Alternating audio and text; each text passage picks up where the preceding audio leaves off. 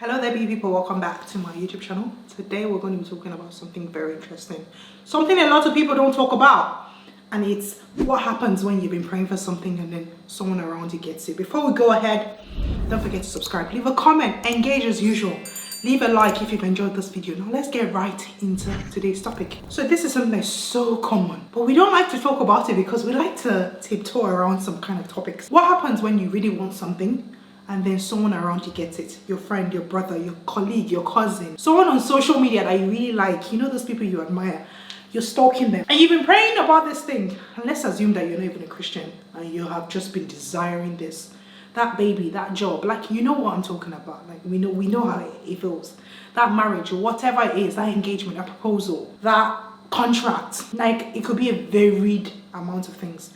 How do you really react? Like, what's the posture of your heart? Like, how do you really feel? Do you feel that thing of jealousy or envy? Do you feel like, oh God, why me? I've been praying, I've been fasting, I've been kabashing, and it hasn't happened yet, but see XYZ that doesn't deserve it, it's happened for them. Tell me, what is the posture of your heart? Like, let's keep it real. Like, keep it real in the comments. Let me know under the comments. How do you really react?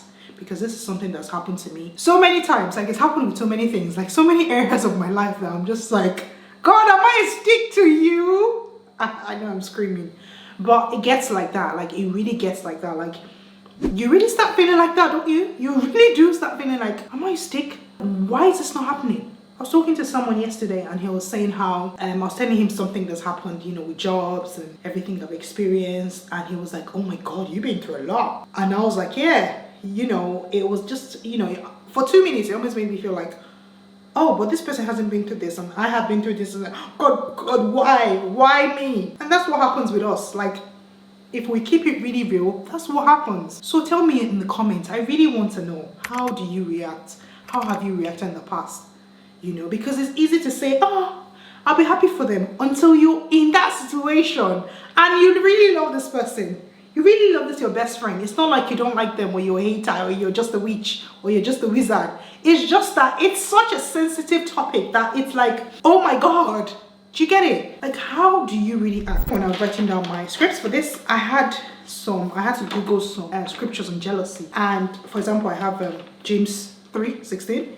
It said, for wherever there is jealousy and selfishness, you'll find disorder there, disorder of every kind. Like, how do you really act? You know, most times what I've found with situations like this is that God is trying to really see your heart, because that's where your heart shows. Because it's easy for you to say, sorry guys, I'm just really cold, so I've got this thing on. I don't know what's wrong. A bit more cold in this part of my house, so trying to get more cozy. It's easy to say, I would celebrate them. They are my best friends, they're my sisters, they are my brother, they are my, you know, I would celebrate with them. But what happens when it really happens? What happens when you've been trying for that baby? You've gone through so many things to get it, and then it just happens for your best friend so easily. You'll be happy for them. You'd share in their joy. But how do you really react? What is the real posture of your heart when no one is looking? As I said before, God is most times trying to really show you your heart. And most times when you see the way your heart is, you might not like it. You would not find out that, oh my God, am I this person? I didn't know I was this kind of person. I thought I would be this out.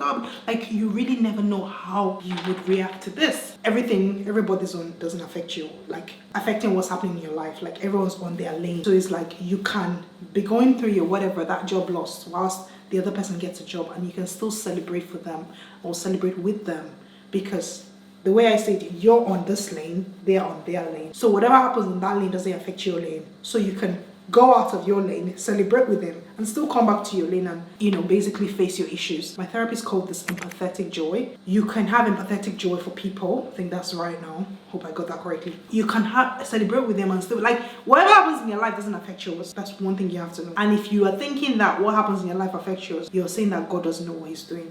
It's true now. You're saying that God doesn't know what he's doing. So you can celebrate with them and still come back to your lane. Face your own, you know, whatever. Keep on praying, keep on fasting, And I believe, I 110% believe, that it's just a test to help you grow. It's just a test to bring out the things in you. Like when I was talking to that person and they said, oh, you have been through, oh my God, you've been through this is at work, and I haven't been through all this. I thought to myself, you know what? I prefer the version of me that's been through this. You know why?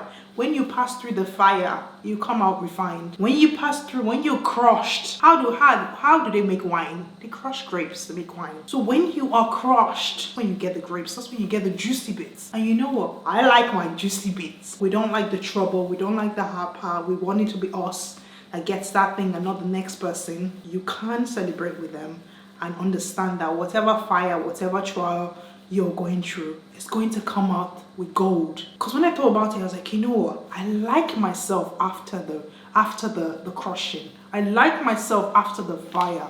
I like myself better after the storm, because this girl, I wouldn't swap for the girl before, because this girl is just more beautiful inside. So to get that beauty out, you might have to be crushed. You might have to watch other people get it. You might have to learn to celebrate with them. And guess what? That makes you a better person, a stronger person, a person that shows more grace, and a person that celebrates and shows empathetic joy for others. So when people get what you want and you're still praying, hoping, desiring, waiting for years, be happy, step out of your lane, celebrate with them. Remember that their lane doesn't affect yours, and keep waiting, praying, hoping, desiring yours, and yours will come. So let me know in the comments, have you been through this before? Have you wanted that promotion and then your best friend gets it and then you have to celebrate with them? Have you wanted that baby and then someone else gets it and then you have to wait and go through your own tough process and celebrate with them?